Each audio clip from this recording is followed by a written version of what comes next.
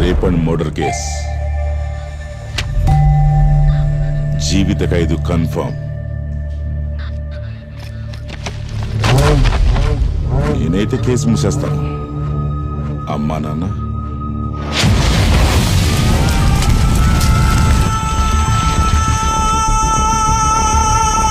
కానీ ఇవన్నీ చూసిన ఐ విట్నెస్ ఒకడున్నాడు. ఇలా చూడు, అద్దె కట్టడానికే కష్టంగా ఉంది. ఇలాంటి సమయంలో ఇవన్నీ అవసరమా? చిన్నపిల్లమ్మ, పాపం తనకి న్యాయం జరగాలి.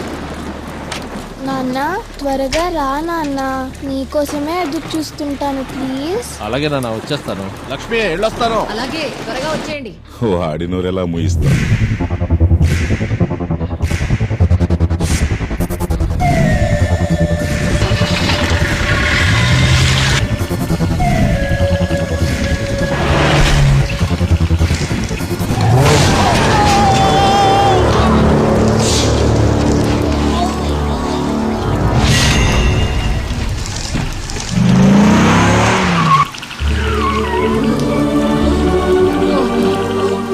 నాన్న త్వరగా రా నాన్న, నీకోసమే ఎదురు చూస్తుంటాను ప్లీజ్.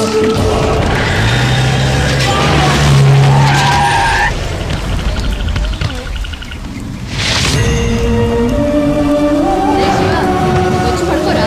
అప్పుడే చెప్పానుగా నాన్న వచ్చేంత వరకు నేను రానని. అధర్మాన్ని అంతం చేసింది కురుక్షేత్రం. దానికి ఆ భగవంతుడి రథం మీదున్న ఆంజనేయుడే సాక్షి. ఇప్పుడు ఈ అధర్మాన్ని అంతమొందించాలి. దానికి ఈ ఆంజనేయుడే ప్రత్యక్ష సాక్షి. నాన్న నా ఒళ్ళో కంటే ఎక్కువగా వాడు వాళ్ళ నాన్న భుజం మీదే పెరిగాడు. ఇప్పుడు మీ నాన్న చనిపోయాడు, ఇంకెప్పటికీ రాడు అని నేను వాడికి ఎలా చెప్పను డాక్టర్? వాళ్ళ నాన్న కనిపించట్లేదు అన్నందుకే మంచాన పడ్డాడు. ఇంకెప్పుడు తిరిగి రాడని తెలిస్తే వాడేమైపోతాడో అని యాజ్ ఎ డాక్టర్గా నేను ఊహించలేకపోతున్నాను. తినండి తినండి, బాగా తినండి. భర్త లేని భార్య గుడి లేని విగ్రహం లాంటిది. దుష్టుల చెడు దృష్టికి బలి అవుతుంది. వారం తర్వాత వస్తాను. అప్పుడు కూడా నా డబ్బు ఇవ్వలేదంటే అసలే నాకు ఆకలి ఎక్కువసేపు ఆగలేను. జనాల మీద పడ్డ చెడు దృష్టి పోగొట్టుకోవాలంటే నల్లత్రాడు కట్టుకుంటారు. ఆడదాని మీద పడ్డ చెడు దృష్టి పోవాలంటే పసుపు తాడే దిక్కు. ఇలా రోజు అవమానాలతో చచ్చే బదులు మనందరం ఒకేసారి విషం తాగి చద్దామత్తయ్యా. ఈ సమస్యలన్నిటికీ చావు ఒకటే పరిష్కారం అని నువ్వు అనుకుంటే, నీ బిడ్డ కోసం నువ్వు చచ్చి బ్రతకడానికి ఒక పరిష్కారం ఉంది. నీకోసం కాకపోయినా ఆ పాప కోసమైనా పెళ్లి చేసుకో బాబు. ఈ పెళ్లికి నువ్వు ఒప్పుకుంటే నీ బిడ్డకు తండ్రి ఆశ్రయం దొరుకుతుంది. వాణ్ణి బాగా చదివించి గొప్పవాణ్ణి చేస్తారు.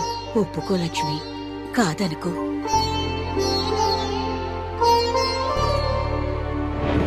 నేను ఈ పెళ్లి కొప్పుకుంది నాకు భర్త అవసరమని కాదు, వాడికి నాన్న అవసరం ఉందని.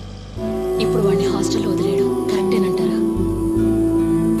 ఆయన నిన్ను పెళ్లి చేసుకుంది సంవత్సరం లోపు తల్లిని పోగొట్టుకుని బాధలో ఉన్నా ఆ పాపకి తల్లివవుతావని. ఆయన రూపంలో దేవుడు మనకి సాయం చేశాడు. నువ్వు ముందు ఆ ఇంటిని చక్కదిద్దుకుని ఆ పాపకి తల్లివ్వాలి లక్ష్మి. అప్పటిదాకా నేనే వాణ్ణి చూసుకుంటాను. మీరేం భయపడకండి, ధైర్యంగా వెళ్ళి మీ బాబుని జాయిన్ చేయండి, అన్నీ సర్దుకుంటాయి. అమ్మా నాన్నెక్కడా? హలో, శివ వాళ్ళ నాన్నతో మాట్లాడాలని చాలా మారం చేస్తున్నాడండి. ఇవ్వు.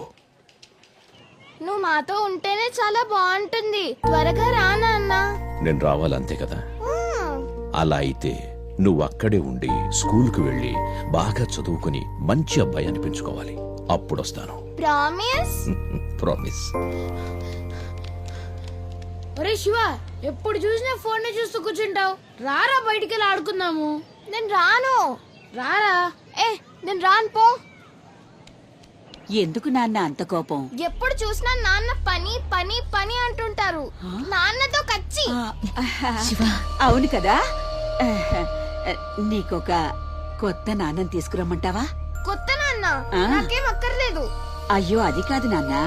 కొత్త నాన్నొస్తే నీతో ఆడుకుంటాడు, నీకు చాక్లెట్లు, ఐస్ క్రీములు, బెలూన్లు ఇంకా చాలా కొనిస్తాడు.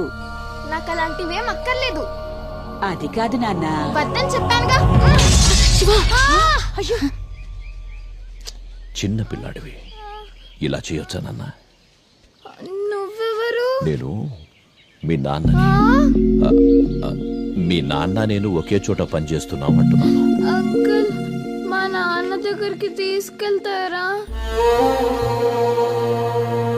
ఇంకా ఎన్ని రోజులని అబద్ధం చెప్తారు? నిజం చెప్పేయొచ్చుగా. వద్దు లక్ష్మి, ముందు వాడికి ఫ్రెండ్ అవుతాను, ఆ తర్వాత టైం చూసుకొని నేనే చెప్తాను. కన్న తండ్రి మీద ప్రాణం పెట్టుకుని ఎదురు చూస్తున్న కొడుకు ఒకవైపు, ఇంకొక పాపకు ఆశ్రయంగా ఉన్న తన కొడుకునే తలుచుకుంటున్న తల్లి ఒకవైపు. దేహాలు వేరైన ప్రాణం ఒకటిగా ఉన్న ఈ తల్లి కొడుకులను ఆ అంజనీ పుత్రుడు ఒకటి చేస్తాడా?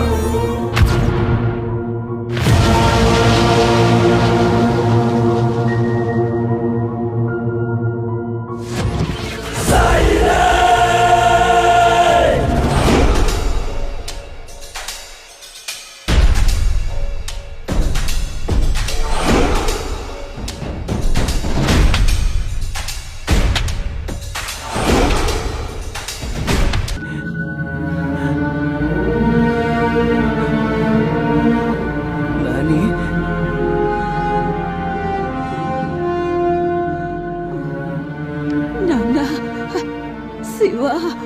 ఊరుకోనానమ్మా, నీకేం కాదులే. శివ, నాకు మాటిస్తావా? చెప్పు, ఏంటి? నువ్వు చాలా ఇష్టపడే మీ నాన్న మీద ఒట్టేసి చెప్పు.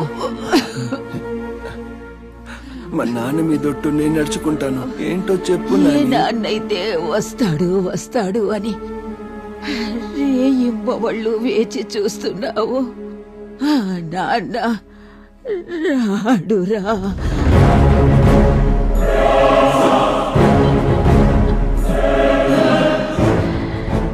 నీ చిన్నతనంలోనే మీ నాన్న చనిపోయాడు. మీ అమ్మని బాగా చూసుకో నాన్న. హలో, ఎక్కడికి వెళ్ళిపోయావు నాన్న? నేను పని మీద చాలా దూరం వచ్చాను నాన్న. నువ్వెవరు? నేను మీ నాన్నని. మీ నాన్న నేను ఒకే చోట పనిచేస్తున్నామంటున్నాను.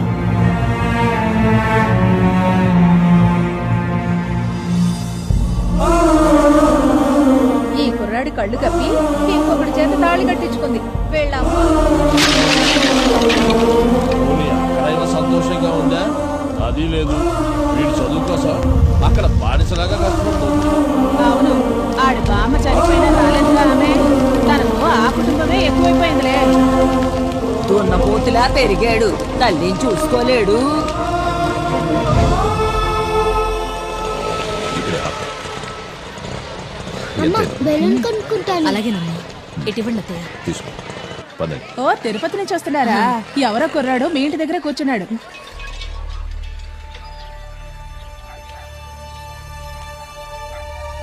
శివ, ఇక్కడేం చేస్తున్నావురా? హాస్టల్లో ఏదైనా సమస్యనన్నా?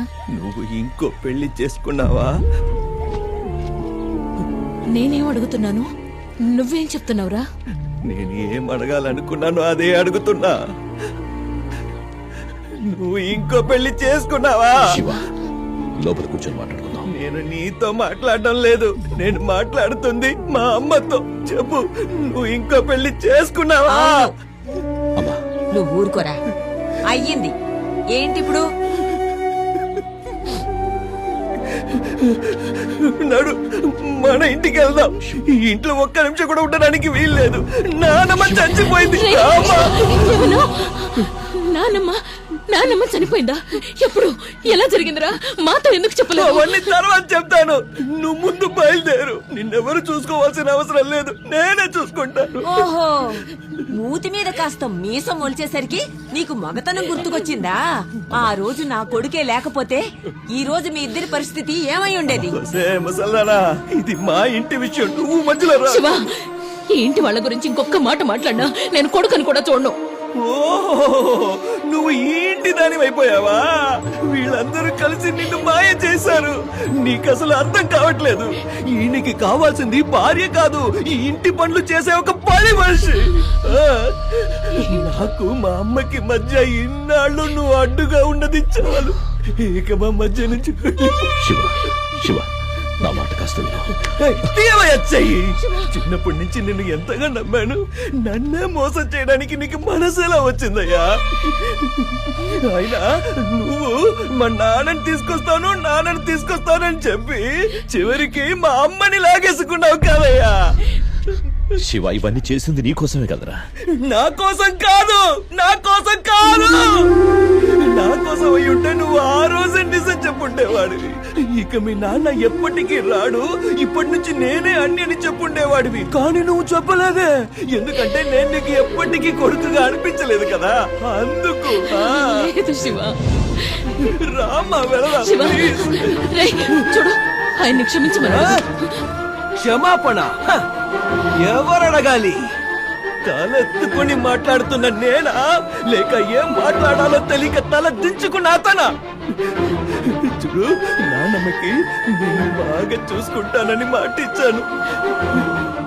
ఇచ్చిన మాట తప్పడానికి నేను మీలాగా కాదు. అమ్మా, ఎవరమ్మా ఇతను?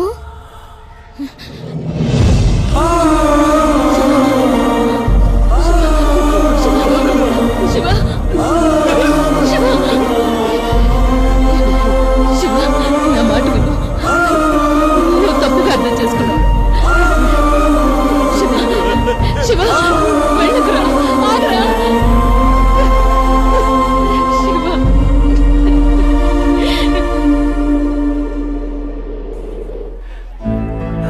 నేనే అక్కర్లేదా? అందరూ మోసగాళ్లే.